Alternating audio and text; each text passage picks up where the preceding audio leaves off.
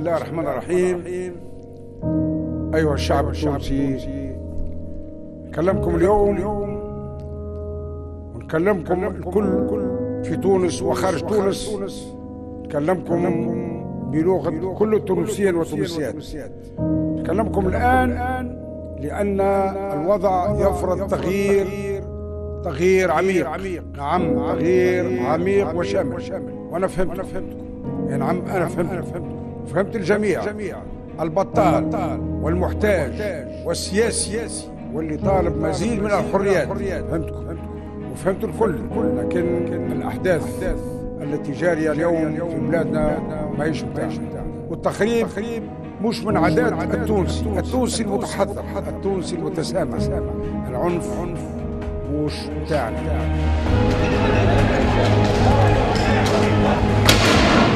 الشعب يريد الشعب يريد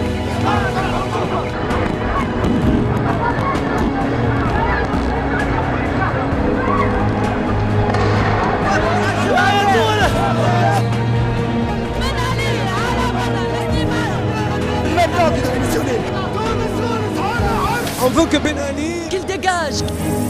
ألمت لما حدث شديد الألم، وقدمت التضحيات وما نقبلش بسيل قطرة دم واحدة من دماء التونسيين.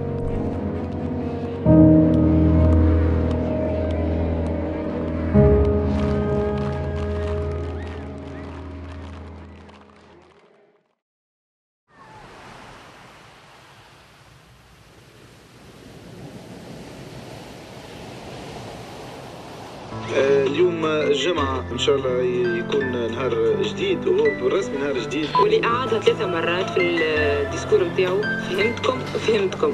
هي 4 سنوات تمر على تونس الياسمين، وعبرها تغير البلد في مسار التحولات الديمقراطية بكل إنجازاتها وانكساراتها. هو مشهد جديد بدأ ينسج أطرافه. الشعب التونسي قال كلمته: لا ظلم بعد اليوم في عهد الرجال، ولا رئاسة مدى الحياة. انتفاضة بدأت وثورة شعبية اشتعل لهيبها في سماء جنوب البلاد.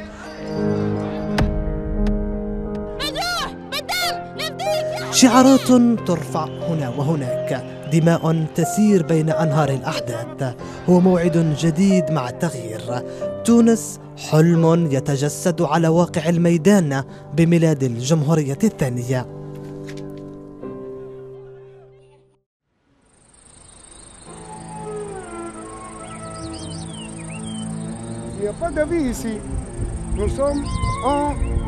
من رحم المأساة والمعاناة ومن عمق بلدة سيدي بوزيد كانت الشرارة الأولى لثورة شعبية زلزلت أركان قصر قرطاج في 17 ديسمبر من عام 2010.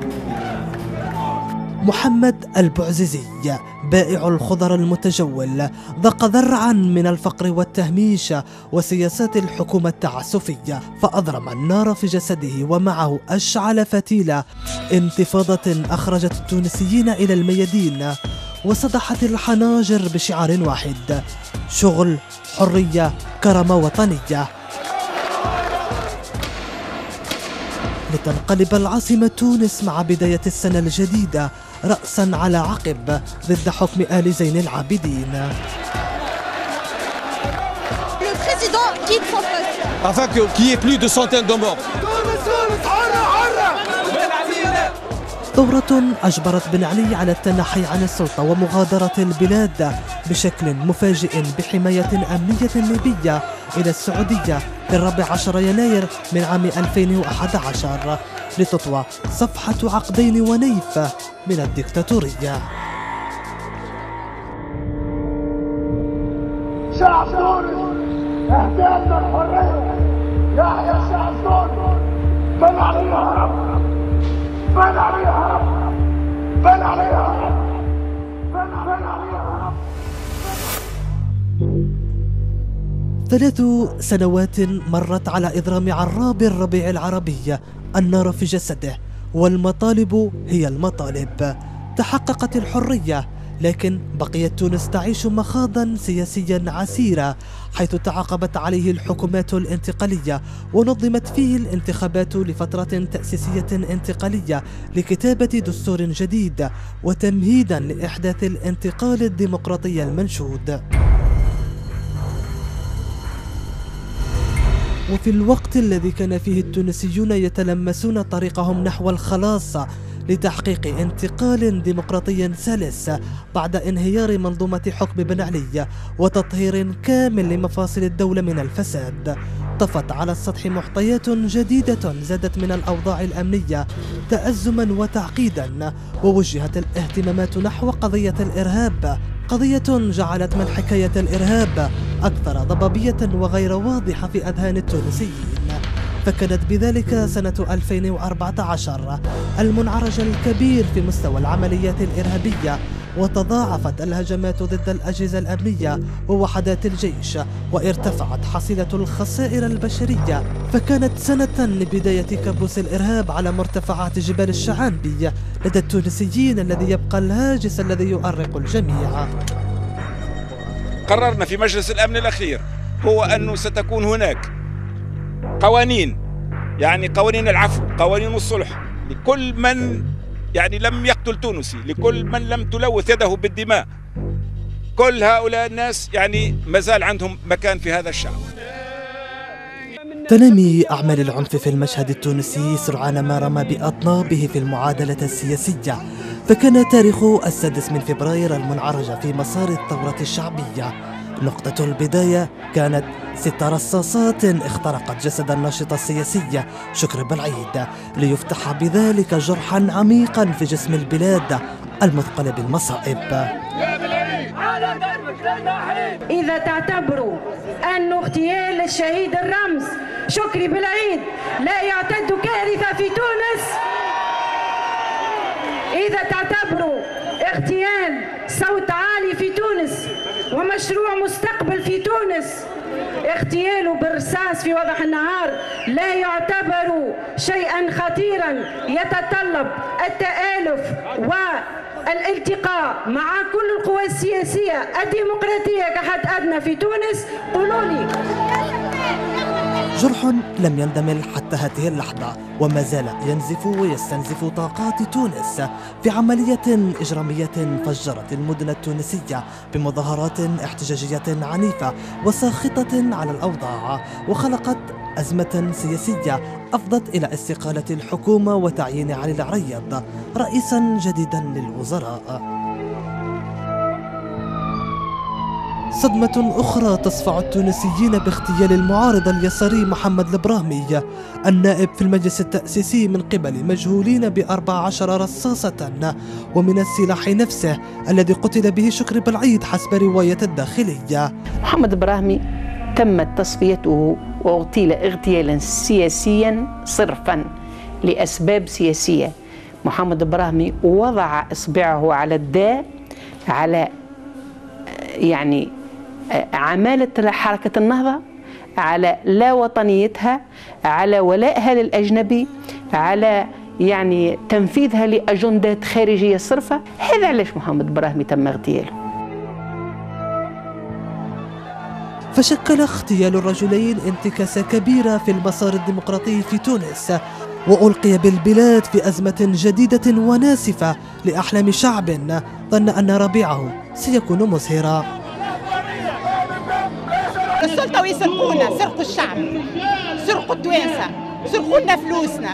اليوم أنا نقول لهم ديجاج، لا سلطة ولا حكم مهما كانت، ديجاج.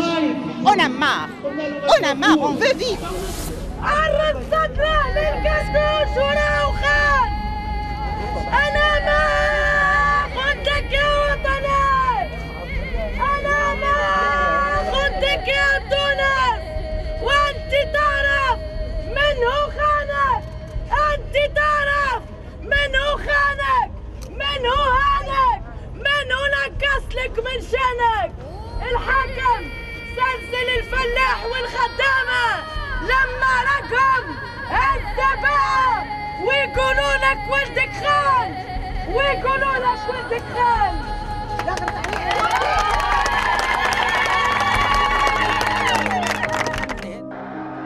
تونس التي صفعت في 14 جانفي 2011 عقب الفراغ السياسي والانقلاب الأمني بعد هروب بن علي، ها هي اليوم تغرق في مستنقع الأزمة الخانقة التي يعرفها الاقتصاد، وضعية تعكس ما يعيشه التونسيون من ضغط وضيق الإمكانيات وتقلص لأفق الانفراج، لتبقى مظاهر البؤس والفقر بادية على التونسيين. شباب راك تشوف فيه راه لعبة تقاسي لهنا، والله العظيم لا تقاسي، لا كاين لا تشغيل، لا كاين تنمية، لا كاين طرقات مريقلة، لا فلاحة ما كاينش الماء.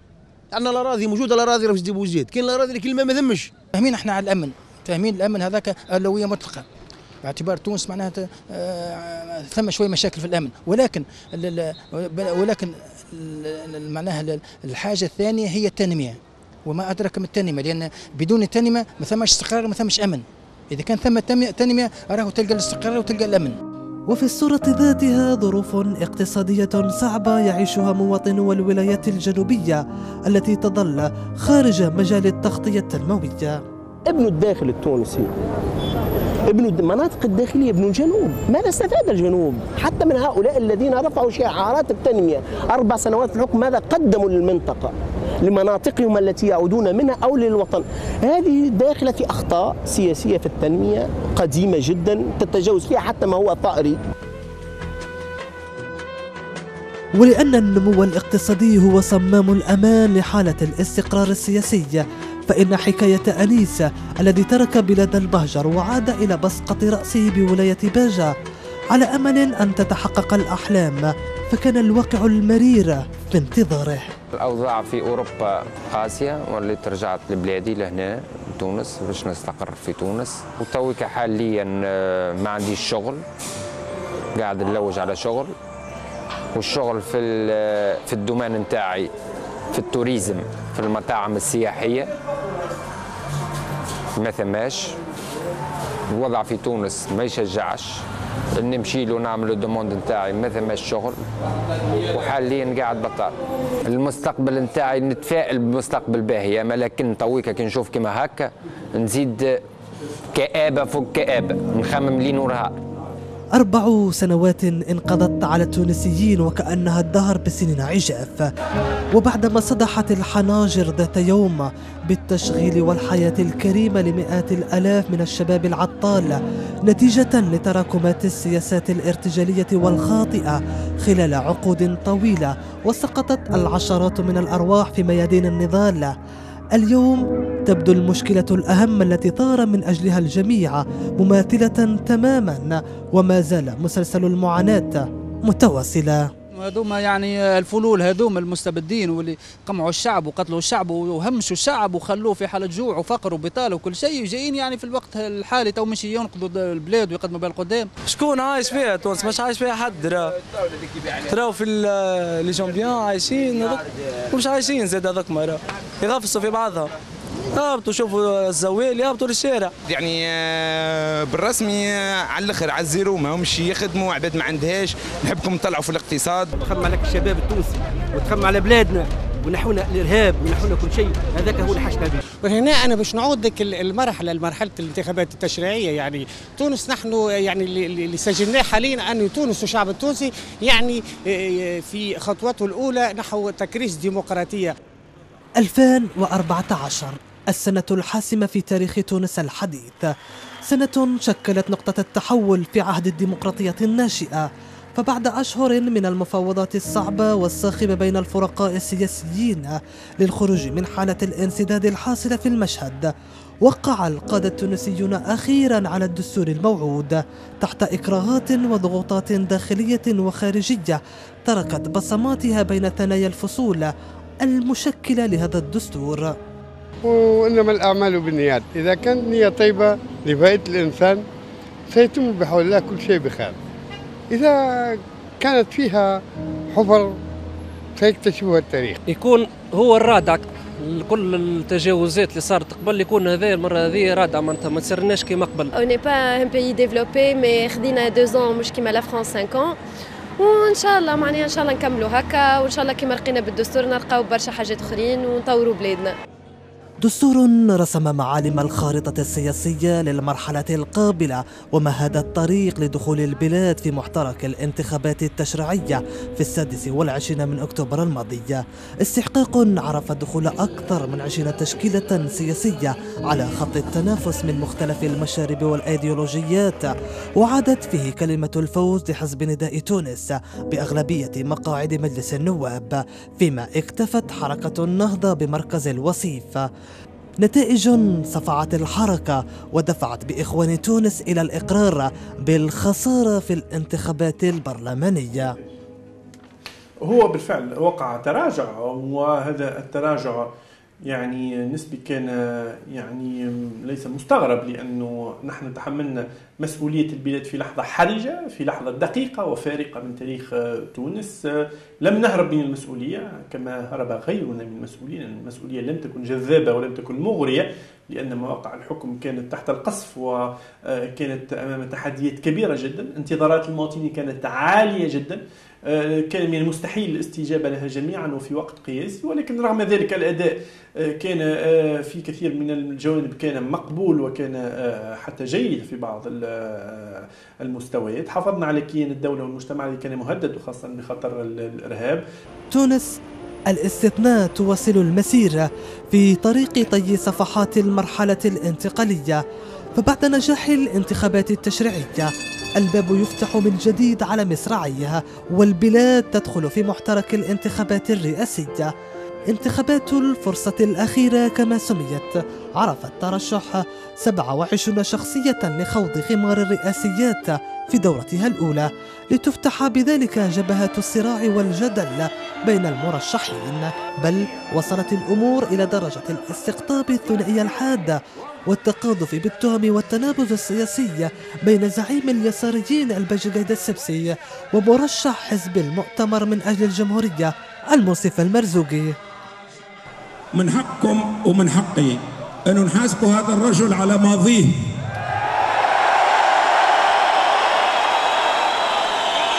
من حقنا ومن حقكم أنكم تحاسبوا الرجل على الدور التخريبي الذي لعبه 3 سنوات هذه متاع المرحلة الانتقالية. واللي مش يختاروا هو بين شيئين، ثم الرجوع إلى الترويكا اللي كنا نعرفوها ونعرفوا شنو اللي عملت، والمرشح الآخر هو يحب يرجع لنا الترويكا المشؤومة هذه، ولكن زاد ما يكثروش علينا باش يستمعوا للناس السفهاء. وكما كان منتظرا، معركة الوصول إلى قصر قرطاج تمر إلى جولة ثانية بين الرئيس المنتهي ولايته المنصف المرزوقي ورئيس حزب نداء تونس الباجي قايد السبسي، لتتواصل مشاهد الاتهامات المتبادلة بين المرشحين. فكان تاريخ 21 ديسمبر اليوم الموعود للتونسيين لاختيار الرئيس الخامس للبلاد، يوم حبست فيه الأنفاس وعاش فيه الجميع على الأعصاب، لتأتي ساعة الحسم ويسدل الستار عن اسم الفائز بكرسي الرئاسة. وتصرح الهيئة بفوز المترشح السيد محمد الباجي قايد السبسي للانتخابات الرئاسية سنة 2014. الباجي قايد السبسي يتربع على عرش قصر قرطاج لتضع بذلك المرحلة الانتقالية أوزارها، وتنفجر تونس ابتهاجا وفرحا بالنصر المؤزر.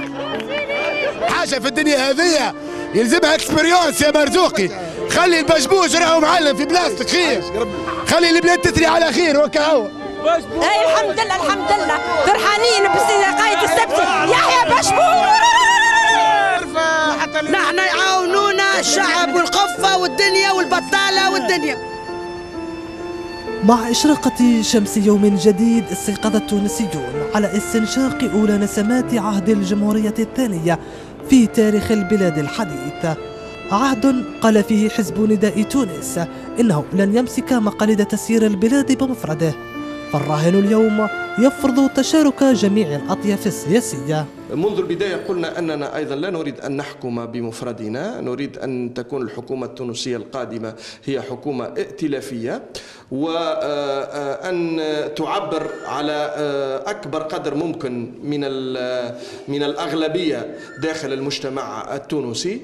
نحن محتاجون إلى حكومة قوية، حكومة مستقرة، مصممون على أن نصون مصالح بلادنا العليا. نحن ضد الإقصاء، نحن مع حكومة ائتلافية. نحن يجب أن نبني المسار هذا بتعاون القوى السياسية، بتوافق كما بنيناه في المرحلة الفارطة. يجب أن نوصل في سياسة التوافق، تبقى صيغ هذا التوافق وأشكاله، وهذا يجب أن يتم فيها نقاش وحوار. نحن مستعدون لأن نعمل في أي موقع، أن نعمل في المعارضة البناءة الديمقراطية أو أن نكون في موقع الحكومة. هذا الخيارات مفتوحة. وإن بدت المواقف أكثر ليونة بين أطراف المعادلة السياسية، ينظر بعض المحللين إلى تجربة ثورة الأطراف المهمشة كما قيل، باعتبارها نموذجا اعتمد على سياسة التوافقات السياسية بين الأحزاب والمكونات السياسية المختلفة. لكن الخوف كل الخوف من عودة آلة الاستبداد يبقى الهاجس الذي يؤرق البعض. العودة إلى الاستبداد بشقيه، الاستبداد الذي تخلصنا منه إثر الثورة، أو الاستبداد الذي عرفناه في حكم الترويكا، محاولة السيطرة على المجتمع وتغيير نمط حياته من قبل حكومة النهضة. هذين هما الأشياء التي نحذر منها كمبدعين. تعرضنا إلى مضايقات كثيرة من قبل حكومة الترويكا، مضايقات في حرية الإبداع ومضايقات في حرية الضمير. سأكون أكثر صراحة معك. هناك مشروعين في بلادنا يتصارعان، مشروع تونسي حداثي متصالح مع الهوية الوطنية التونسية في عروبتها وإسلامها وفي مغربيتها، وهو المشروع القديم التونسي التاريخي امتداد لحركة الإصلاح التونسية. وهذا المشروع الحمال لعديد الأوجه لا يمثل، لأن بعض الأحيان عصا الدولة الحامية للجميع أفضل من جنان موهومة ندمر بها أوطاننا ونقلق بها أمننا الوطني والقومي. وهذا هو المشروع الآخر الذي يمثله الجانب الآخر من التونسي من بين ظفرين، لن أنزع عنهم تونسيتهم، لكن يمثلها الآخرون من أبناء جلدتنا. وباستحضار لحظة تاريخية قطعت مع الظلم والديكتاتورية عهدا طويلا، يذهب بعض المحللين السياسيين إلى عكس هذا الطرح تماما، والحجة في ذلك لا خوف على ربيع تونس ما دام الشارع هو من يقود المشهد. المجتمع المدني يقود المشهد التونسي، وهذا هو المهم. الشارع التونسي يقود المشهد السياسي، وهذا هو المهم. لذلك أنا متفائل. المشهد وأنه المثقف التونسي وأنه الشعب التونسي وأنه المجتمع المدني قادر على الصمود، وكما مثل ما وقف منذ حكومات المتعاقبة، الأربع حكومات متعاقبة منذ 14 جانفي، كان صدا منيعا من أجل تكريس الديمقراطية، وذلك ما ننشده. الشعب التونسي لن يترك أي نظام يستبد به، سواء كان نظاما مدنيا أو نظاما دينيا. تونس لن تسلم أبدا في مكتسباتها وفي كل ما حققته من الثورة إلى الآن. مصائب تتخبط فيها البلاد وانكسارات على كل المستويات، ومكاسب أيضا تحققت في عهد الديمقراطية الوليدة التي أدخلت تونس الثورة في قلب اللحظة التاريخية. لكن تبقى آمال الكل معلقة نحو مستقبل أفضل أساسه الاستقرار والدفع بعجلة الاقتصاد، وبعيدا عن الفقر والفاقة والبطالة وهواجس الإرهاب. مواجهة الإرهاب ومواجهة هذه الظواهر الخطيرة التي تعصف بمنطقتنا العربية والإسلامية. قدرتنا على الرفع من مستوى معيشة التونسيين وربح رهان التنمية الاقتصادية والاجتماعية وتحقيق نقلة نوعية يشعر بها المواطنون أينما كانوا داخل تونس وخارجها في حياتهم. اليوم ما يهمنا هو أن تكون هناك مؤسسات قوية وناجعة وقادرة على أن تخدم المواطن وقادرة أن تحافظ على موقع تونس وانفتاح تونس وتعاون تونس مع كل شركائها وأصدقائها. هذا ما يهمنا في المرحلة القادمة. نتخلص نهائيا من الحيف الاجتماعي والميز بين الجهات، هذا هو أساس أهداف الثورة، محاولة الضغط على نسبة البطالة. السياحة إن شاء الله ترجع بكثافة حتى يتعافى الاقتصاد، وكل ما أتمناه أنه الدولة تكون قوية ضد ارتفاع الأسعار وضد احتكار السوق، لأنه الآن ثم مشكلة كبيرة جدا تفاقمت منذ 14 عام فيه تدني الأجور، مستوى المعيشة أغلى من مستوى الأجور. يعني أستاذ راتبه 1000 دينار تونسي لا يستطيع أن يسدد ثمن كراء البيت وفواتير الكهرباء والغاز. هي تونس إذن التي بدأ ربيع ثورتها يزهر مع الذكرى الرابعة لثورة الياسمين بعدما طوت البلاد المرحلة الانتقالية وأسست لعهد جديد لجمهورية ثانية، وبعدما هبت عاصفة 17 من ديسمبر لتخترق الصمت وتنير درب الحرية أمام شعب ظل يعيش تحت الظلم والظلام لأزيد من عقدين ونيف لتأسيس الحرية الخالدة والديمقراطية المنشودة بخطوة أو خطوتين.